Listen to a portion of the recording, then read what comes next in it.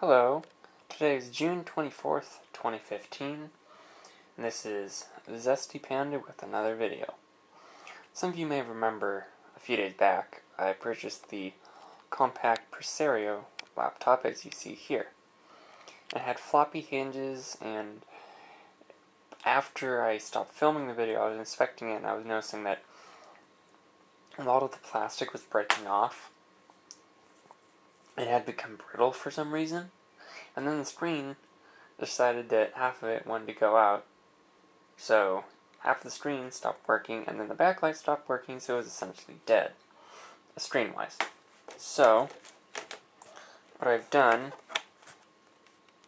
is I pulled the screen off, rather unceremoniously. I'll put that down to the side. It'll be going to the e-waste.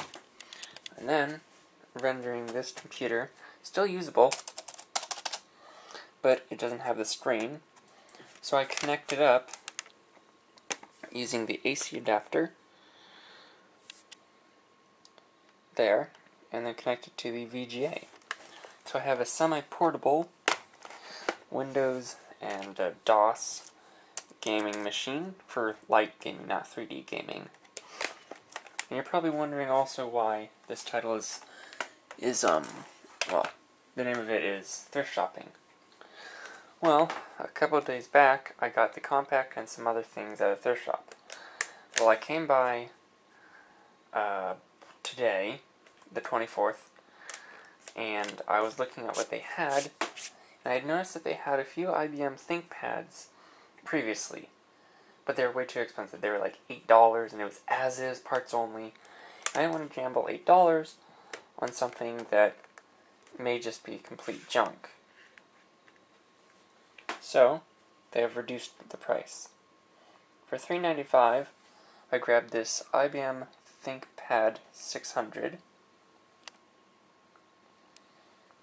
and since they, again, don't seem to know how to service laptops properly, this one actually has the hard drive in it. So let's go and grab the AC adapter. If we plug it in, one thing that is wrong with it is that it has the fan error code 192, which is a hardware error. So in order to get the boot up into the operating system it has, you have to actually kind of finagle it. Which it may work this time, or I may have to jumpstart the fan.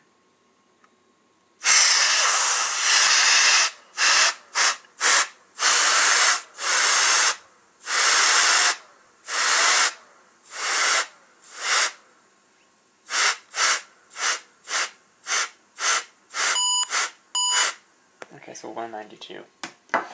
What it's also giving me is the CMOS error, because the CMOS battery is dead. So I'm going to see if I can bypass this.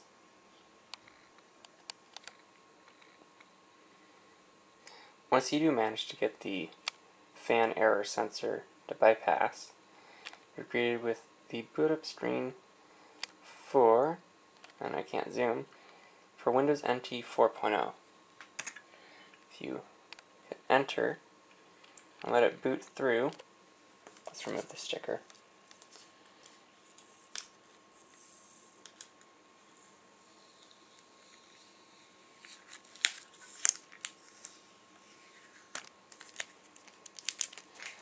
If you notice, it has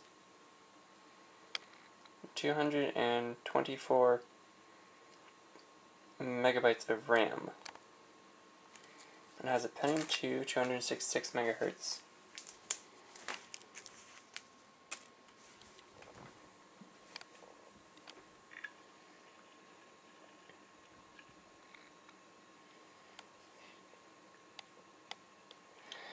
It's running Windows NT 4.0 with Service Pack 6.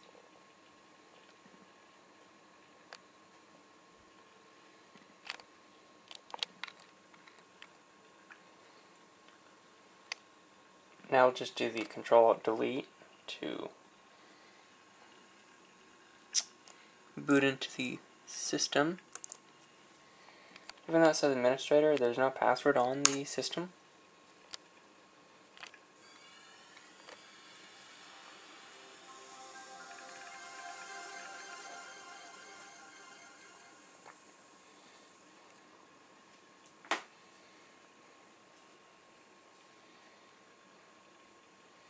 It's a fairly standard installation of NT. But what is interesting, and I need to verify this in Disk Manager, but it seems to be that this has 2 hard drives. Or they partition the hard drive twice, but there's C and D. And surprisingly, D is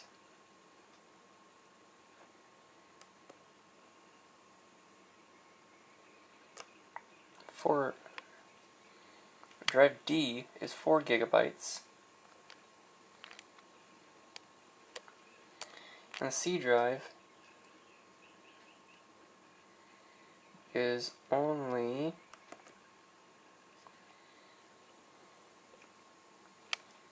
about 2 gigabytes. Unless the main system drive is 6 gigabytes and they just partitioned it.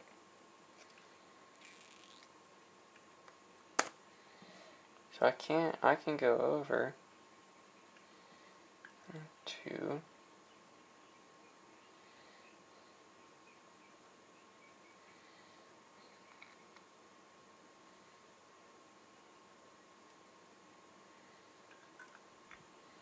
I think Disk Administrator.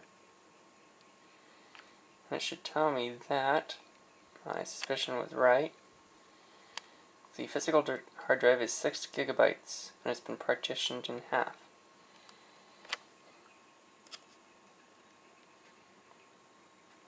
Let's just exit out of this, and to test if the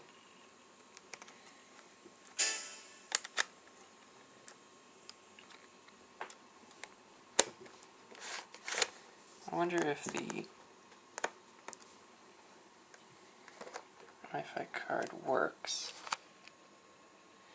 I have a PC Wi-Fi card that I've been trying to see if it works. I don't know. I'm trying to get a system that actually supports it.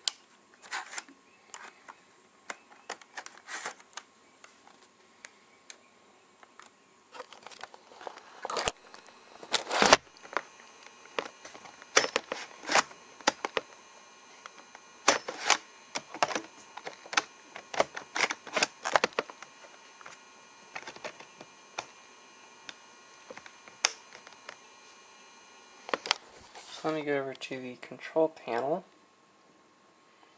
and we'll see what we can find out.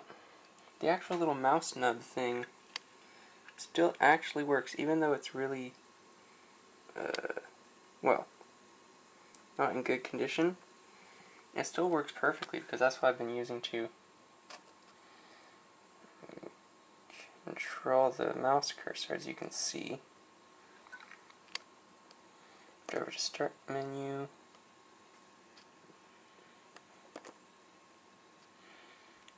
Settings, control panel.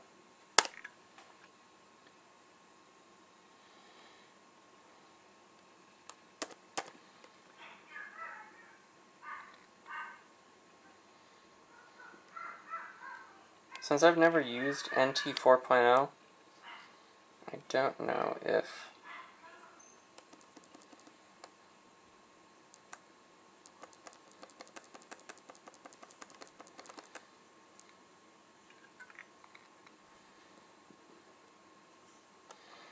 goes. Okay, so the PCMCIA is enabled. Now, whether or not it's detected,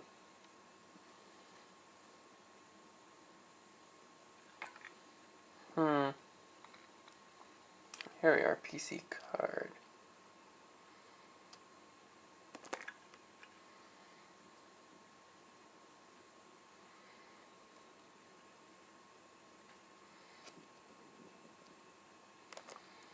Okay, so it says, oh, okay, I might have done that wrong. Because I removed it while it was booting up. I hope that we'll be able to get back into the system. Let's try and do restart.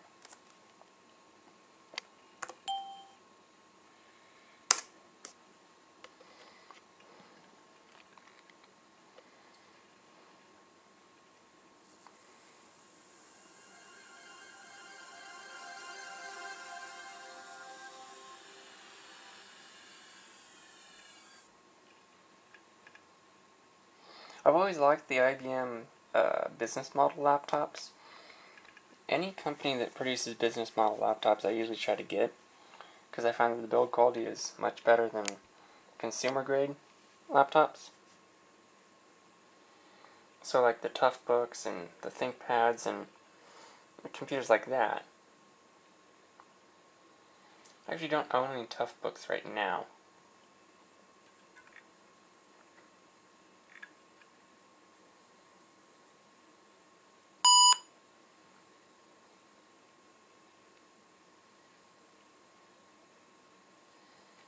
Will this boot up? I don't know. Okay, so it does work.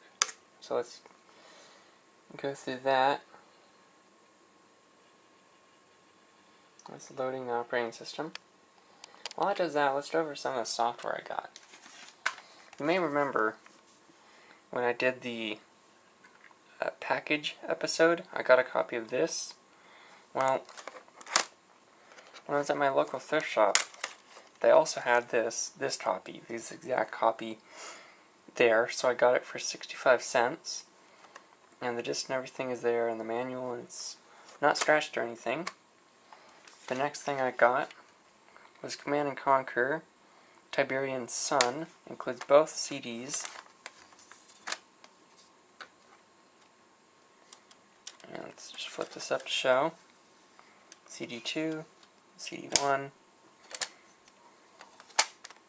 Next one I got was, and I think someone who lives locally, or locally to the thrift shop, likes Red Alert, because they keep getting, and I think they have stuff in the back, which is what they're filtering out, because they keep getting constantly, like CDs and CDs worth of Red Alert software, the games. So this one is the Red Alert Domination Pack, which includes all the CDs and the manual. So it includes the original Red Alert, plus the manual, and underneath the manual you have so we have the Allied disc, the Soviet disc of Red Alert, and then if we go over here, closing this, we have the broken CD. No, we have the Red Alert Counter-Strike expansion. Then we have the Aftermath expansion. Next game I picked up was EverQuest Planes of Power. And I don't even know if this still works, because it was an online MMO. And its servers may be dead. There's just one, and just two. And then I also got Red Shift, which, it's not a game. It's actually a virtual observatory where you can look at the planets and whatnot. It's a little bit outdated, so it probably says that Pluto's still a planet, but besides that, it's fairly accurate. I haven't tried it yet. And then the official Quake 2 Net Pack Extremities, which includes a bunch of maps, for Quake 2 Online. Now, I don't know if this is a legitimate expansion, or they just claimed that id sanctioned it.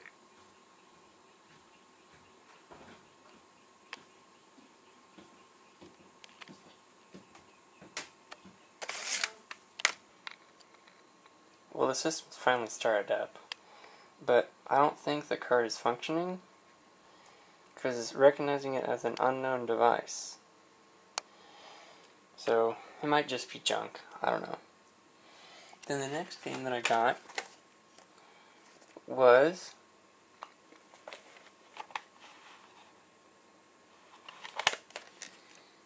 The Sims 2 CD edition, which comes on 1,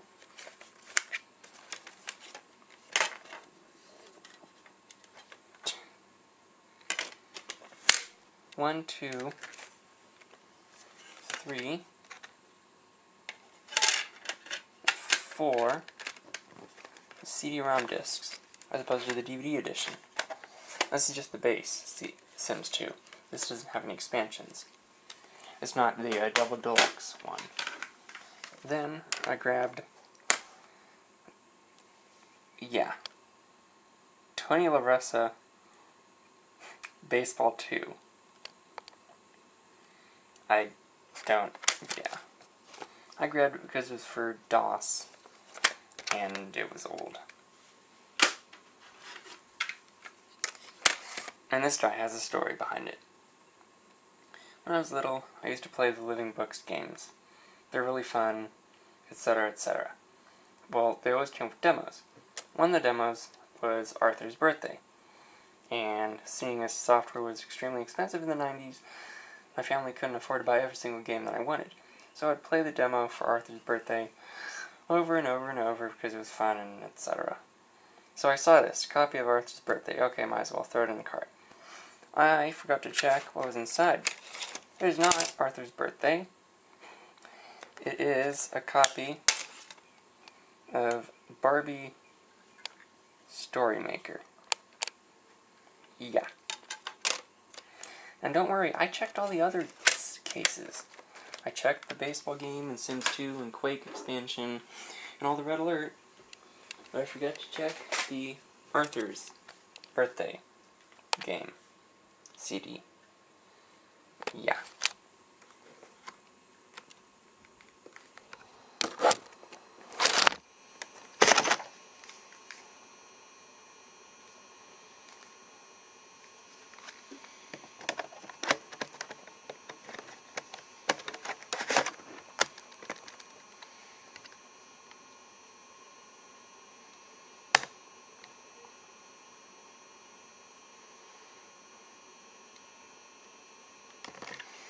What I may do is I might just unwipe the hard drive and put Windows 95 on this. I'll have to see if there's drivers for it, but that may be a route to go. So I'm going to shut down the computer and hope that it boots back up. I will do a more in-depth video of this computer later. I just wanted to sort of show what I got. So this has been Zesty Panda with another video. Thumbs up if you liked it, thumbs down if you didn't. Like, subscribe, comment, all that good stuff.